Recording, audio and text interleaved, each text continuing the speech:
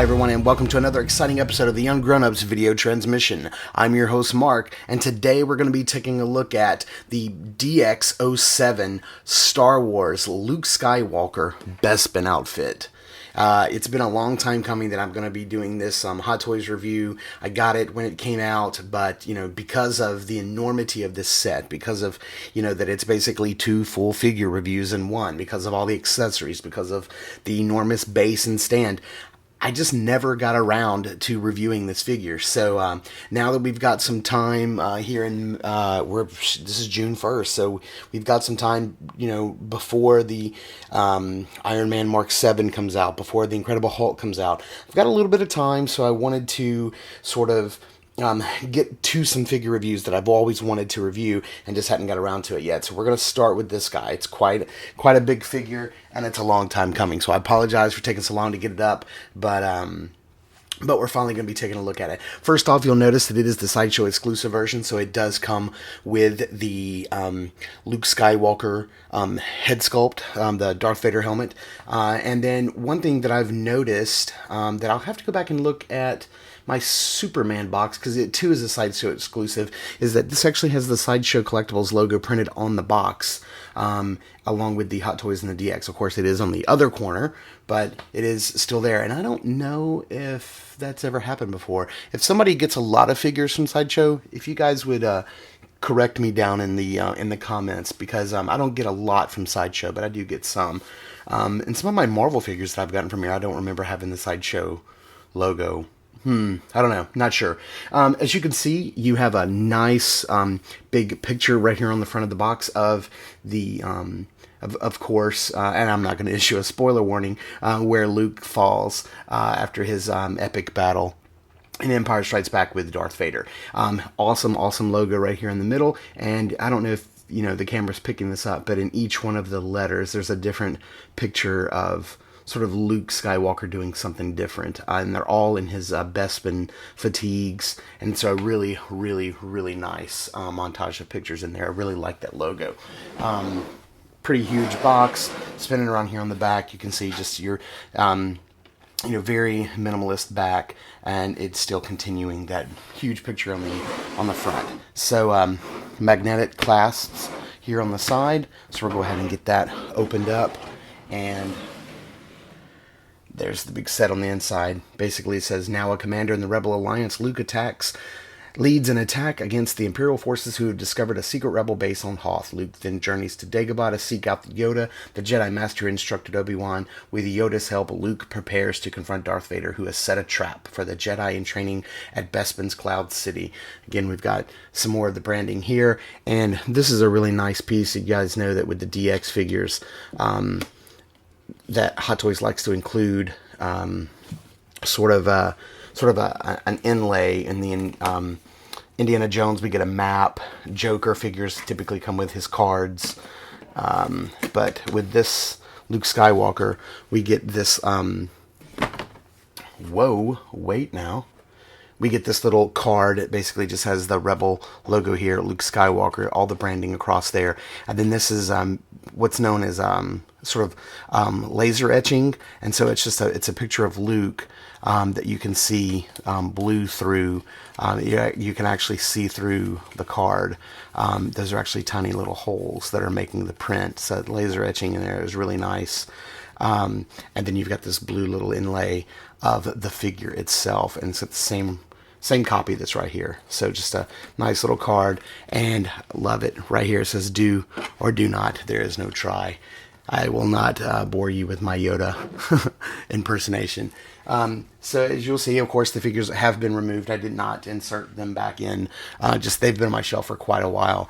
But this is basically where you pretty much get two full figures here, both with PERS, which is awesome. And you can see here the cutout for where the helmet would have been.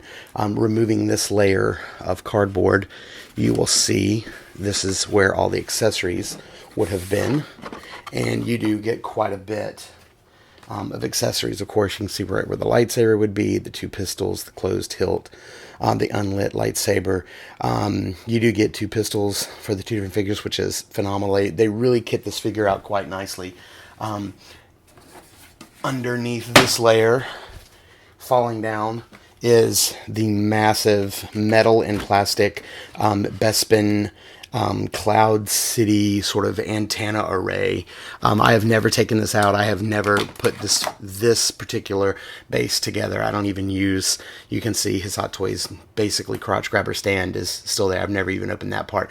So, but it's time that this guy go out on my shelf. This thing needs to come out and be put together. We're going to do every bit of that. You can see there's some screws, so some assembly are required. This is probably the most fantastic base that Hot Toys has ever put together, and you guys have probably seen numerous reviews for it. So this will just be one more. So we're going to get this guy all opened up. We'll get the figures at the shelf. We'll get all the accessories out here, and we're going to take a closer look at Luke Skywalker Bespin outfit. Okay, taking a look at the contents of the box. These guys were already out on my shelf. All the accessories were in the accessories box that I keep. So you know, as you can tell with the box, most of it is the base. You do get 2 complete figures and all these accessories, but all of that could be taken care of in a much smaller package.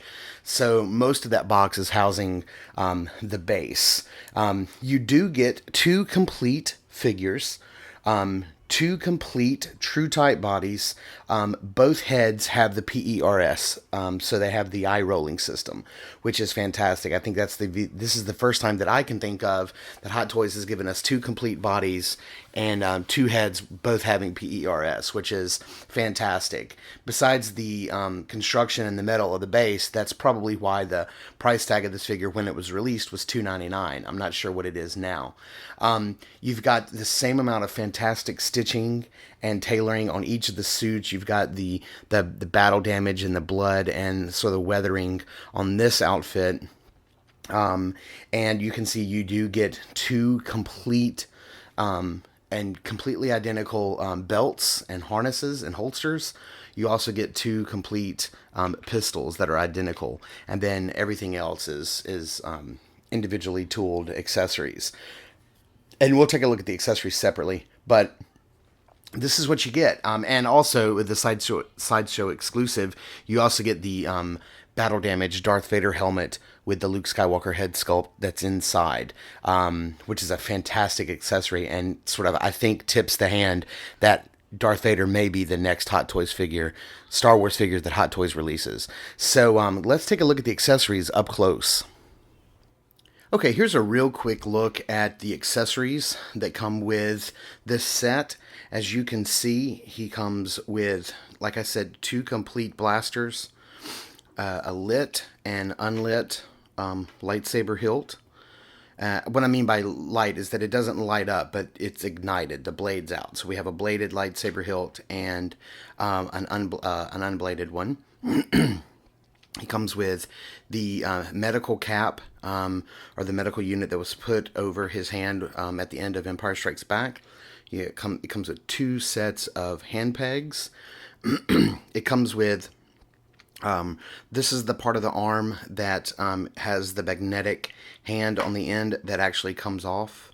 That separates, creating the scene where he gets his hand cut off.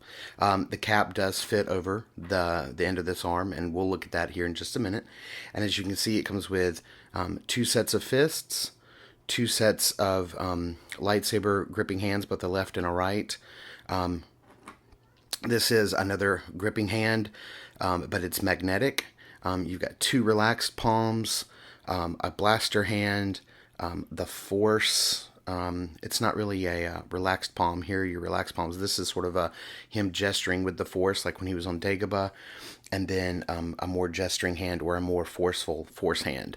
So 10 hands in all, which is a really good assortment. And besides, of course, the standard relaxed hands, I don't think there's really any duds in the bunch. So that's pretty cool.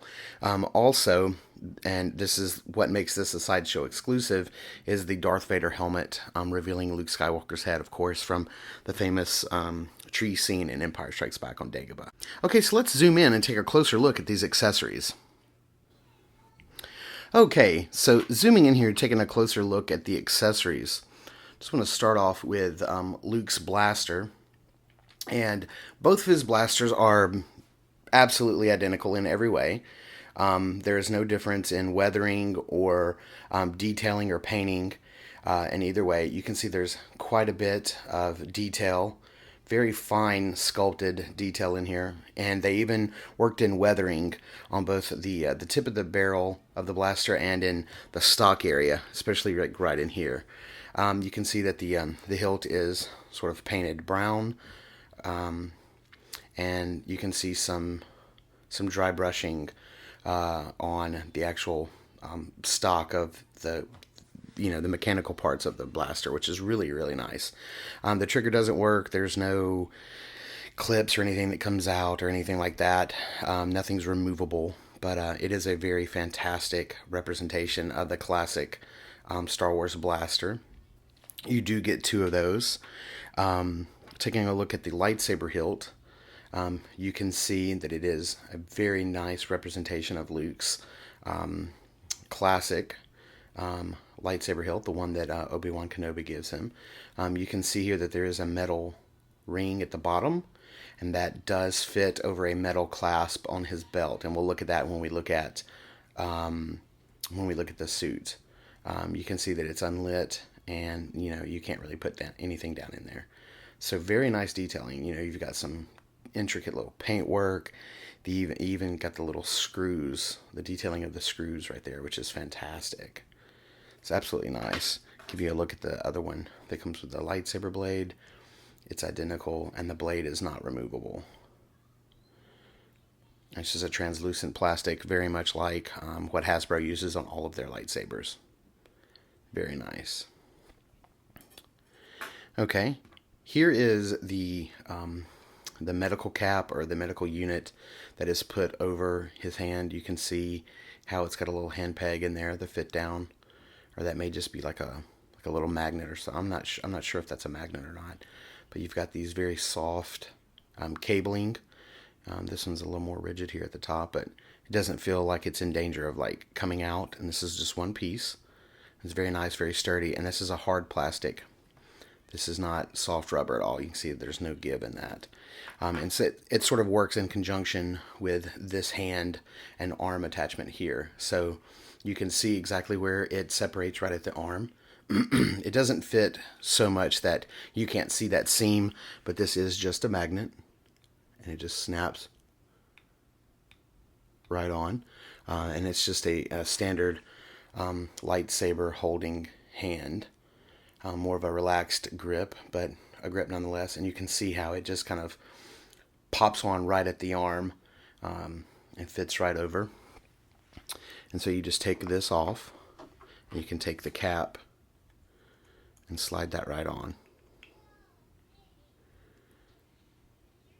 Or you can take this and use that hand peg and actually take the hand and the wrist peg out of the other Luke, and you can attach it for a tighter connection with that hand peg, which is really cool. So you could either use it with this one, or you could just remove the hand peg of the normal arm without putting that part of the arm on, and use this with the other. That may be how it's intended, but either way would work. The other hands are pretty standard. You guys have seen fists before. You've seen relaxed palms. You've seen gun hands before. So we'll just take a quick look at the two force gesturing hands, because they are kind of unique to Luke. So you do have this force hand here. That's right in the exact style of how he would use the force, trying to lift the rocks or trying to lift the X-Wing fighter out of the swamp. And then a hand we've seen before, but it's more of a gesturing hand, but also could be used for a force push or something like that. So nice hand as well. But the accessory I think everybody wants to see is the Sideshow exclusive Darth Vader Luke Skywalker helmet. What's fantastic about this figure, about this accessory, is some of the detail. You can see that there's like a sort of a bloody severed stump right here, partial spinal cord, I guess, visible. It's a little more detail than I think we ever wanted in the movies. But as you can see, this is a sturdy piece. That head's not loose in there at all. It doesn't move. But I think what's really telling about this accessory is just how large the Vader helmet is, because you can see how small the Luke head looks inside of it. And and I also think that this really does tip the hand, tip sort of Hot Toys' hand of which figure they're going to be working on next. I think everybody really wants like a Han Solo next, but I'm willing to bet that Vader will be the next figure we get. Although, if I had a choice, it'd be Obi-Wan. But a fantastic accessory. You can see all the pieces and all the ways that it's broken and bent and damaged. And one of the really cool things, and I hope it's coming across on camera, is on the edges of the helmet. You can see like right here, the stress that's been put on. There's like white, sort of a light gray brush of where like the hard fiberglass would have been shattered and severed off. You can see it really well. Okay, before we take a look at Luke's outfit, I really wanted to start off by taking a look at the head sculpt. And I just want to point out how absolutely fantastic this head sculpt is. It is 100% Mark Hamill. I guess if I did have a complaint, and just seeing it here on camera, is I would say that I think the hair may be a little too dark. This could stand to be a little lighter. It does come across much lighter in person, but on my camera in particular, maybe it's just the lighting in here, it is particularly dark. But this is one of my absolute favorite PERS head sculpts. You can see that the eyes are set really close in to the skin. It doesn't have that Indiana Jones issue where the actual eyeballs were set a little too far away from the eyelids. So it looks really nice and natural. And the other thing that I like about this head sculpt, when it comes to the PERS, is that the entire hairpiece comes off in one unit to reveal the joystick for the eyes. And that I really appreciate. I think that way you don't get that really weird seam in the hair that tends to happen. So hopefully moving forward, this is what I would like to see in other DX figures. I'm trying to think if I've gotten a DX figure since Luke, and I think I did. It was the DX12 Batman, but he didn't have a head sculpt where the hairpiece needed to come off. It was the cowl that came apart for the eyes. So I haven't bought one. So hopefully moving forward, this is how they'll do the PERS and with the hair. It also may be that this is a smaller head sculpt and his hair is smaller. It's a smaller hair piece than some of the pieces we've gotten in the past. Maybe that has something to do with it. I'm not sure, but just an absolutely fantastic head sculpt that I think really, really captures Mark Hamill. Yeah, let's move on down to the body and let's look at articulation and the outfit and some of the accessories that come along with the belt. Okay, moving down from the head sculpt, taking a look at the overall outfit, you can see lots of really good detail stitching here on the jacket. I don't know if these pockets actually open. At least that little tab comes out. But I don't know if the pockets actually open. But yeah, lots of pocket work and stitching. Got pockets on the sleeves here. Moving down, really detailed stitching on the cuffs. I mean, overall, this is just an absolutely superbly cut and stitched jacket that Luke is wearing. And a lot of people have asked this question, and it's been revealed in some of the reviews. Underneath, he does have his t-shirt from Dagobah. So that's pretty fantastic. We'll get into that when we look at some posing on this guy. Probably the standout feature of this outfit is his leather belt, or his faux leather belt. You can see on here where he has, and this fell off while I was moving the figure around, but you can see where the lightsaber connects to his belt via a little hook. And I will say, you definitely need to be careful with that little hook. It looks like that it's riveted in right there. There's two little holes right above it. But it is not. It is just simply glued onto the back of that faux leather belt. And so actually mine was off in the box when I received it. So be careful with those little hooks. because they will come off. The really cool thing about these pockets also is that each one of the little pouches is actually filled with some sort of filler material, making them hard, so they don't collapse, they don't cave in, and that's really nice. Moving his arm out of the way here, you will see very nice leather, faux leather holster for his blaster. It does come down over the pistol and snap in. If this is a magnet, mine on this one is not strong enough to actually hold the strap down, so it just kind of pops out to the side. So sometimes I just kind of tuck it in behind pieces of the plastic on the blaster, but it looks really nice. This is some of the best faux leather work. It really looks like leather, really nice. And then you have a pouch around on the back, so just absolutely fantastic. And you also see where there's the little leg strap going around. Really nice work. Nice big pockets on the front of the pants, on the thighs. And again, some fantastic work with these boots.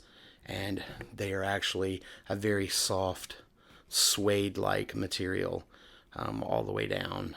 And you'll see on this side that I have one of my straps is kind of loose and has been like that since I opened this figure. I really need to take some time and sort of glue that back down. But just really nice work on the bottom of the shoe. It's just a flat, soft rubber. No texture, no tread. Again, I don't know if that's screen accurate, but that's what we got. So why don't we zoom back out and take a look at the articulation on this true type body inside this suit. See how well it articulates.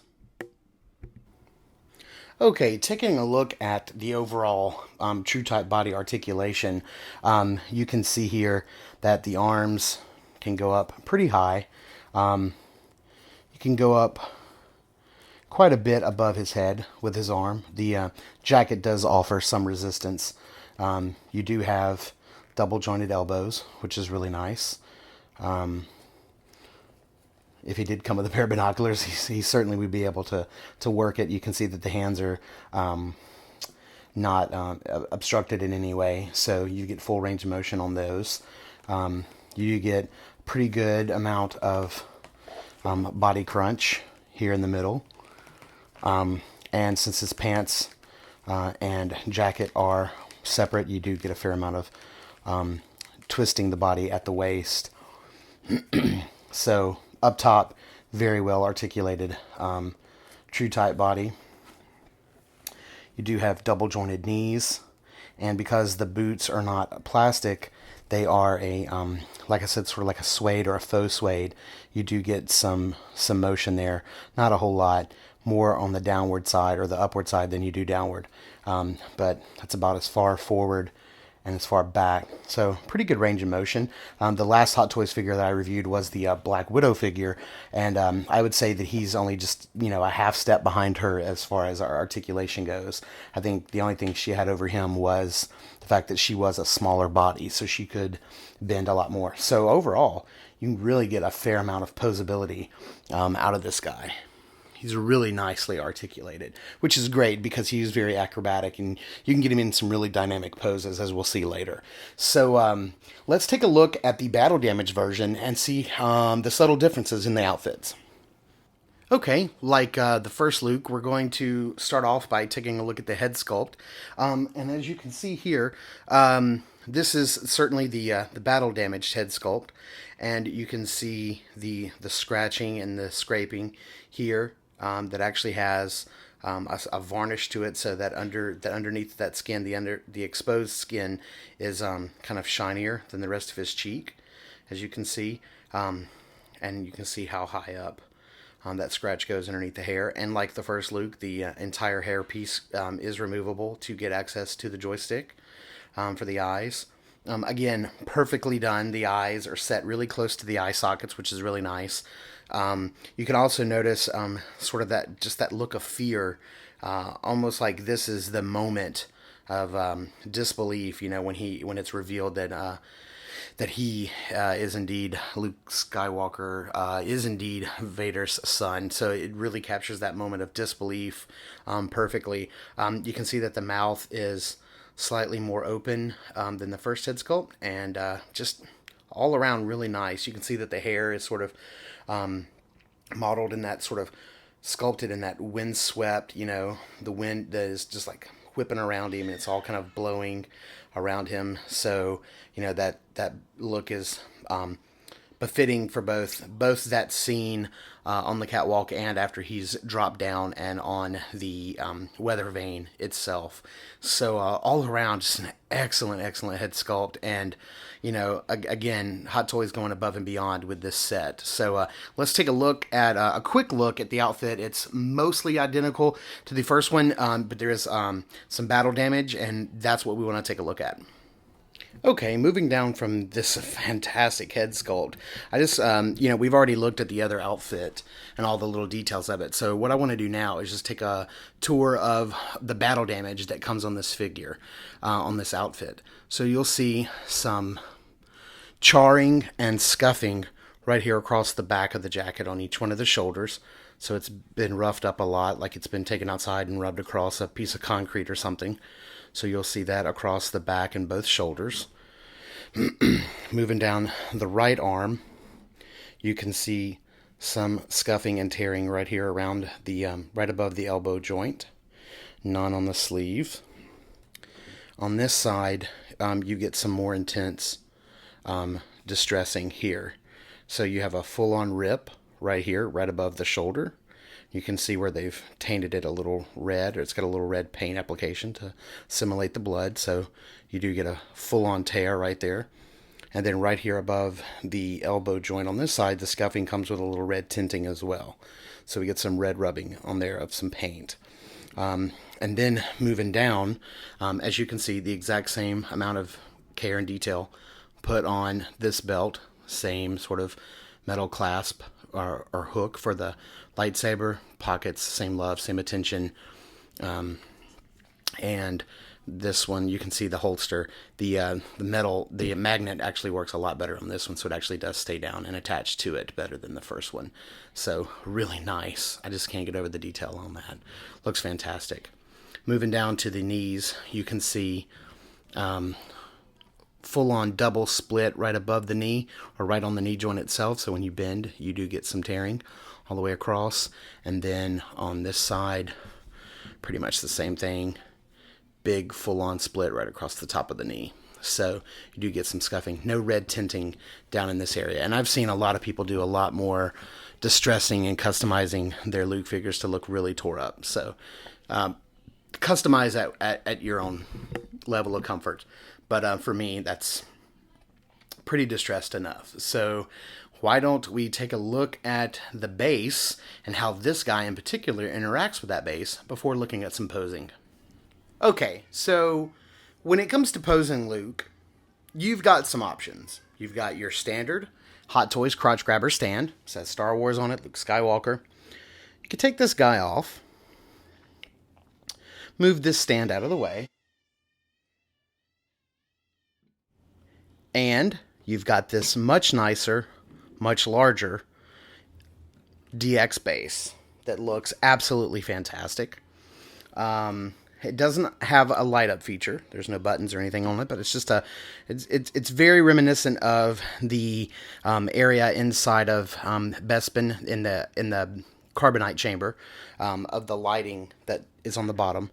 But really and truly, the way you want to display this guy is with the massive base. So let's move this out of the way, move the base out of the way, and bring in the Cloud City antenna array. Okay, so there's absolutely no way I'm going to be able to get all of this base in the shot at once because it stands about 2 feet tall. But as you can see, quite a large base. If we were to bring Luke in here and sort of show you just how big the base is in comparison to him, there's Luke, a 12-inch figure on the base. So you can see how tall it actually stands. So getting right in here on the top of the base, this top piece is really flimsy. It's a pretty thin piece of plastic. and that is so that the top of this does not become top heavy. The only weight that there really is to this base, this top piece has got a little weight to it, but basically the most of the weight is distributed right here on this base, which is fairly sturdy. Bottom portion right here. All of the pieces of the antenna array are or the weather vane are metal. These pieces here unscrew off. They just screw right into this base connector right here. So this is one piece. This is a separate piece. They come put together, but you can unscrew them separately. You screw on each one of the three of the weather vane arms here for him to sit or hang from, and then there are pieces that are attached to the top of this. So the other nice little feature about that is right here on the side you'll see that there is a button, and you can see that it does have blinking lights that blink intermittently. So they're designed not to come on at the same time, so to be a little off. And as you can see, the inside of this glows blue, and this bottom light here glows blue as well. It's a little harder to see in the daylight. Let me see if I could drop my blinds real quick.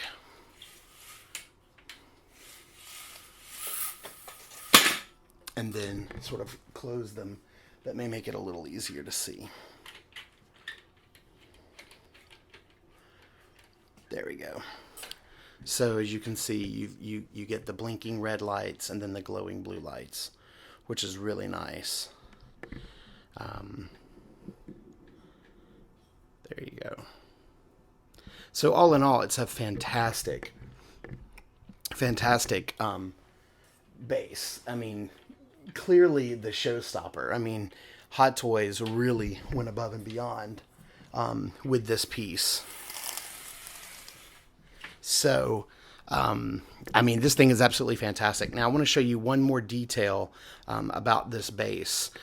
So I'm going to put in a quick cut and show you how you can actually mount this to the wall. Okay, so what you can do is you can take the bottom part of this base and just pull it right off. It doesn't screw in. It just kind of fits down in there. As you can see, it fits down in there very well, actually. And you can take this piece and put it away. And you can actually take the upper portion of the weather vane, and you can see, we'll turn it around here.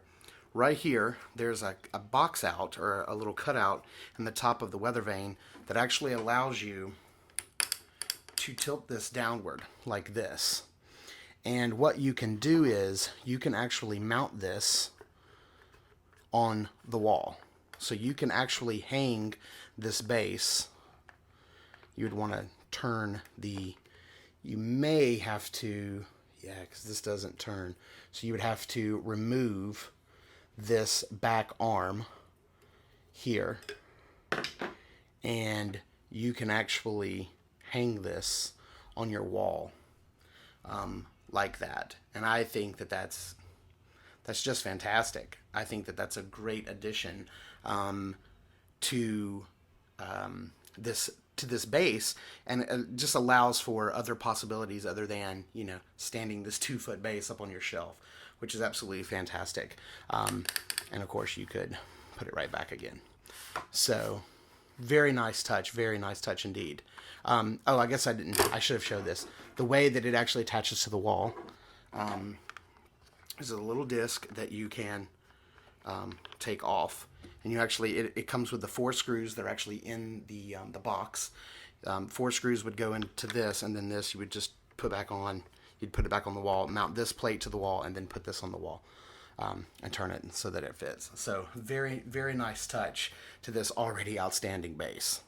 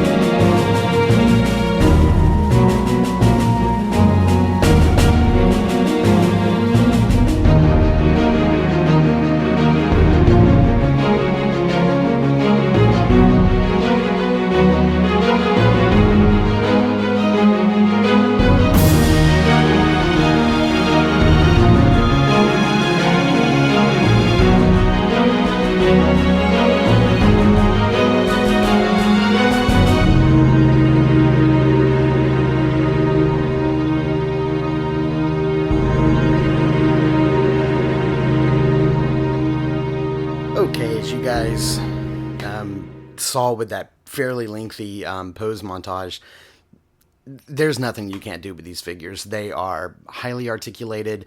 The amount of accessories and hands, I mean, it's just, you can literally get these guys in any pose that you pretty much ever saw Luke in Empire Strikes Back. It's just absolutely phenomenal. Like at this point, I don't even think we need, other Lukes released. Just release, clothes packages, release outfits at this point, because I think we pretty much have everything we need. This guy is absolutely fantastic. He is hands down one of the premium figures in my collection.